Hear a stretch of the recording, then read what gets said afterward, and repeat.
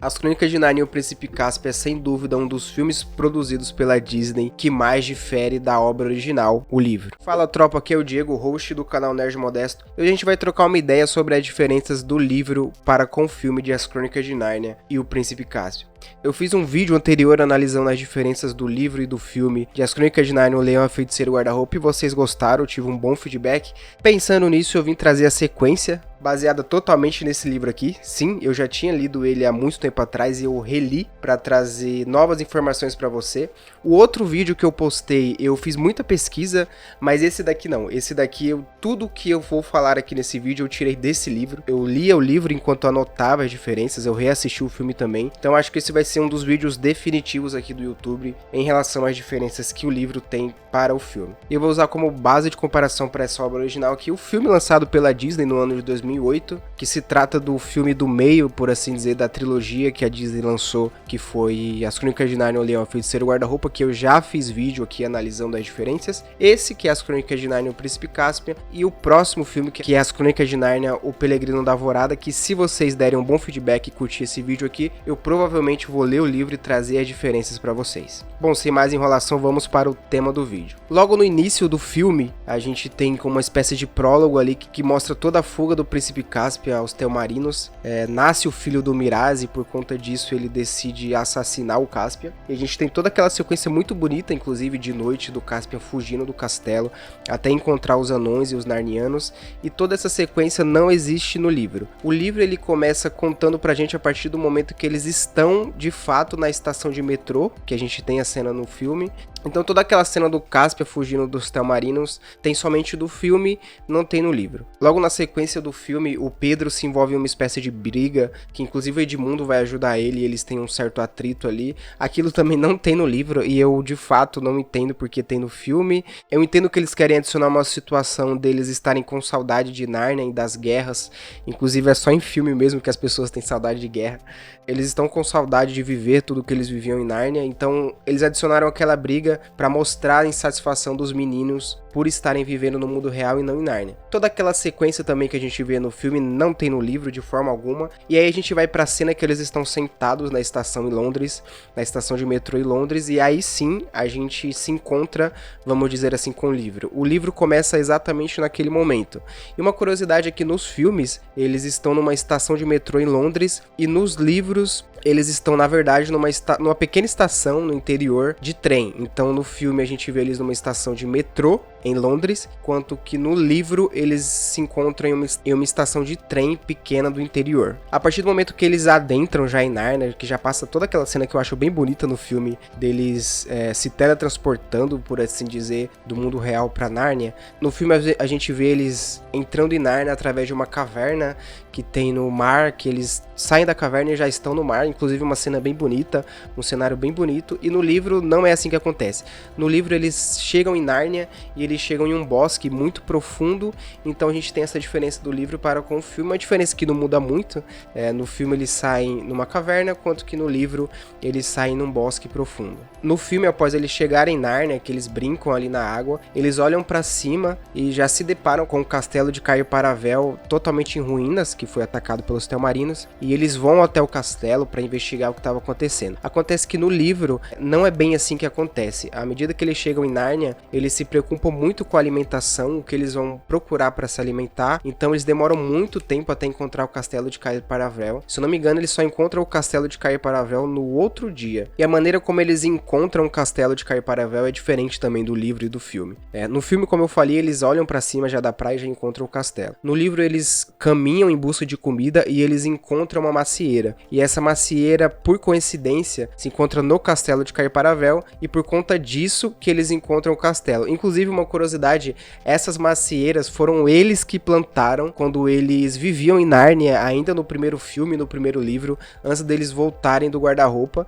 Então, uma coincidência aí deles encontrarem essa macieira que eles mesmos plantaram e logo em seguida eles encontram o castelo de Cair Paravel. No filme, após eles se darem conta de que estão no castelo de Cair Paravel, eles logo encontram a porta da sala de tesouro deles. E no filme a gente vê uma sala de tesouro que eles encontram as suas armaduras e as suas armas, né, que eles usavam em Nárnia. E é bem simples no filme, o filme não mostra muito detalhe, a gente vê que tem alguns itens ali de ouro, algumas coisas do tipo, e os 4 baús com as armaduras e os itens dele. O livro descreve esse local como um local gigantesco, com diversas prateleiras, com muitas prateleiras com adornos, com itens de ouro, como se fosse um salão do tesouro mesmo. E aí eu percebo que no filme eles, provavelmente para enxugar um pouco do orçamento, simplificaram essa sala. É uma pena para mim, porque poderia mostrar mais a grandiosidade de quando eles eram reis e rainhas de Nárnia, mas essa mudança deles, na minha percepção, não muda muito em relação ao livro. É mais um detalhe aqui que eu quero trazer para vocês. No filme, após eles encontrarem os itens dele, eles já se mandam, né? Inclusive, eles já saem dali. Inclusive, é uma diferença que a gente vê do livro e do filme. O livro, muitas das vezes, ele é menos dinâmico do que o filme, o que dá para entender, porque o filme ele tem que ser dinâmico mesmo, porque tem que adaptar todo o livro em 1h30, 2 horas de filme ali no máximo. Então, após eles encontrarem os itens deles no filme,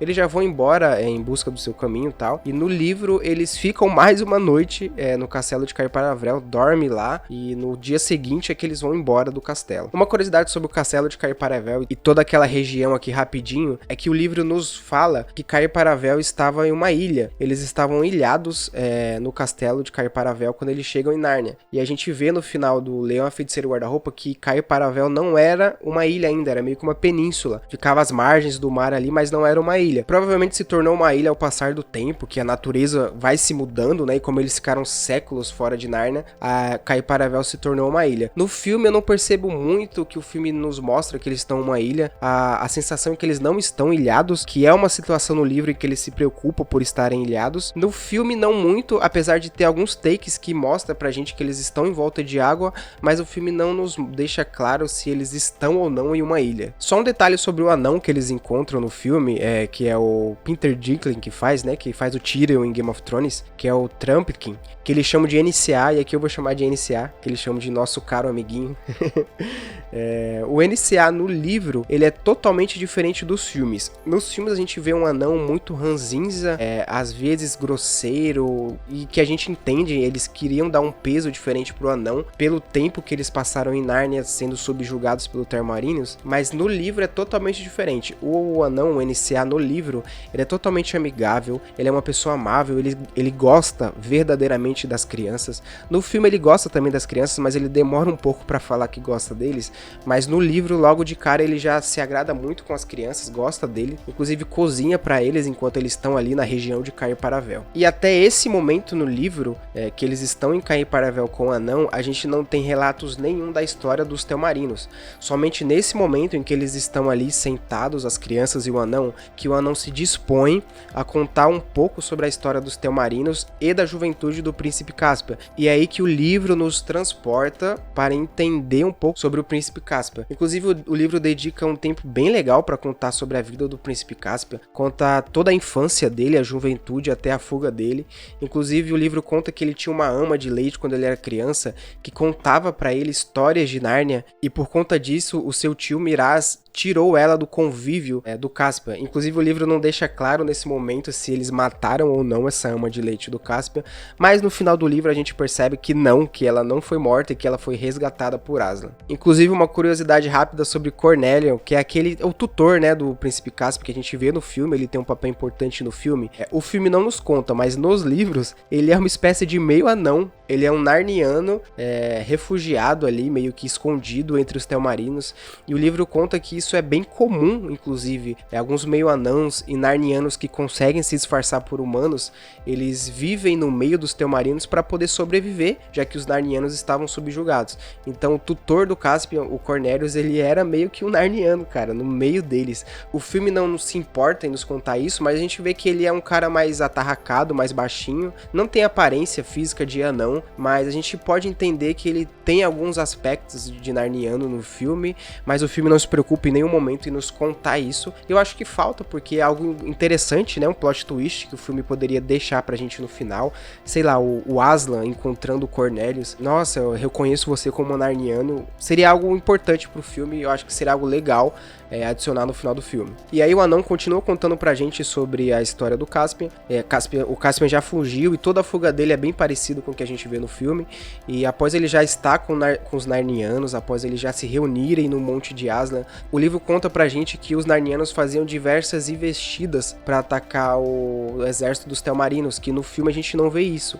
Inclusive, o livro conta que um desses ataques dos Narnianos aos Telmarinos foi um grande massacre, deu tudo muito errado, porque um gigante desengonçado lá não ouviu direito sobre como seria o combate, sobre como ele iria combater nessa investida, e ele acaba errando lá uma decisão estratégica, e muitos dos Narnianos morrem nesse combate. No filme a gente não tem isso, mas a gente tem uma cena que pra mim é a melhor sequência de ação do filme, que não tem no livro. Toda aquela sequência em que os Narnianos decidem atacar o castelo do Miraz, enquanto o exército Telmarino se encontra já em outro lugar, né, perto da ponte do Beruna. Toda aquela sequência não tem no livro, só tem no filme.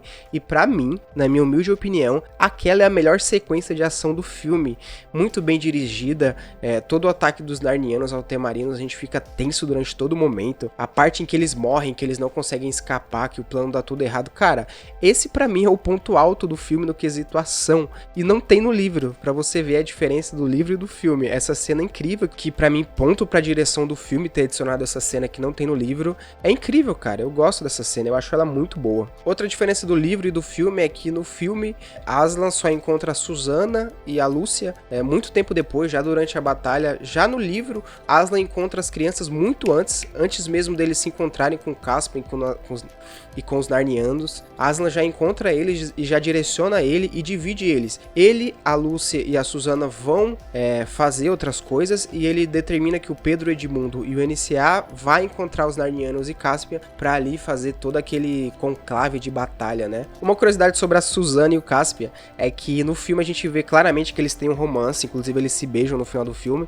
e no livro isso não acontece porque eles não se encontram durante todo o momento do filme. Na verdade, eles se encontram no final, aquele momento que eles já estão saindo de Nárnia para o mundo real, mas não tem um diálogo sequer da Susana com o Caspian. Isso é interessante, né? Eu acho que isso é um ponto legal do filme, ter adicionado esse romance entre os dois. Eu acho que o livro não seria de bom tom colocar esse romance, porque no livro eles são bem mais novos do que nos filmes.